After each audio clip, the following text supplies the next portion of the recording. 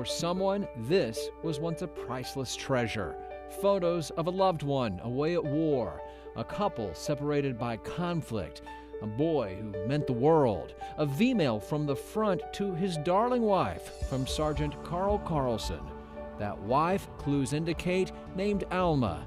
Handwritten memories place her in Milligan near Elizabethton. News clippings record her husband's service in the Army, in both Europe after VE Day, later in the Pacific. A postcard from Hawaii from Carl tells Alma Hilo looks pretty, but he couldn't get shore leave. But there, the clues run cold, so I went here, to East Tennessee State University.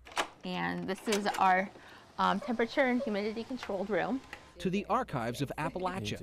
Here it is. To archivist Laura Smith, who right away... So this is quite good. This is quite good, yes. ...marveled at the service album. I have not seen one so beautiful in regards to service album as this one. It's very nice leather. This doesn't belong to me. This belongs to a family. Mm-hmm. This is someone's personal history, and I need to find the owner. It becomes challenging because you have these great photographs and you know they belong to somebody, but you don't know who. Will you help me? I will help you. That was early September. For weeks, Laura scours the web, dives into census data in the National Archives, even drives to other libraries to get answers to the question, who were Sergeant and Mrs. Carl Carlson? What happened to them? And the boy named Ronnie? And is there anyone alive who still cares? It was rather fun. Early October, we meet again, and this time, Laura is excited. After I found, was able to identify all the information I had, just kept getting more interesting. Laura points to key clues on this V-mail. His Army serial number. Which proved Sergeant Carlson enlisted in the Army almost a year before Pearl Harbor. I for sure at this point knew that, I was on the right track. But what about Alma?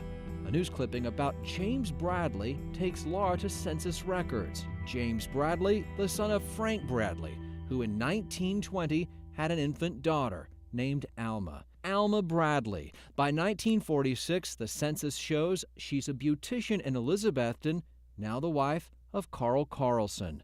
Photos that same year show the couple and a boy named Ronnie, proudly perched on his bicycle. But then... From there, it's there's a gap in the record until we get to the obituaries. After moving to Maryland, careers at Andrews Air Force Base. Research reveals the couple, separated for years by war, now rest side by side forever.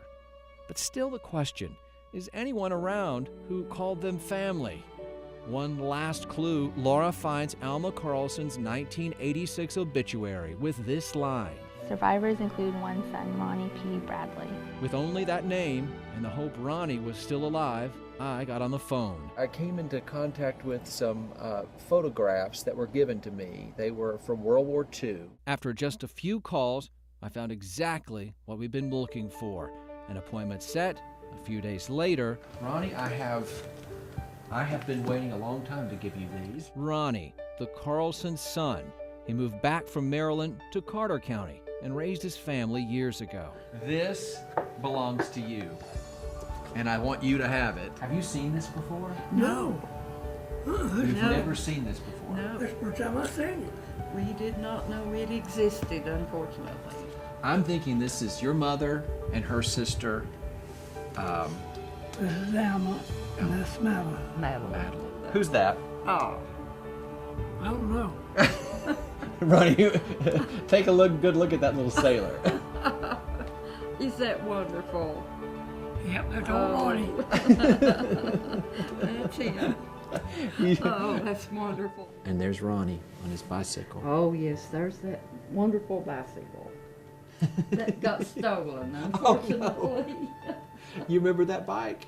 Yeah, I remember. Oh, it's just remarkable to know that this existed. I had no idea. Ronnie, here's your book. Thank you. Thank you. I'm glad to be able to put it in your hands. Oh, thank you so much. You're welcome.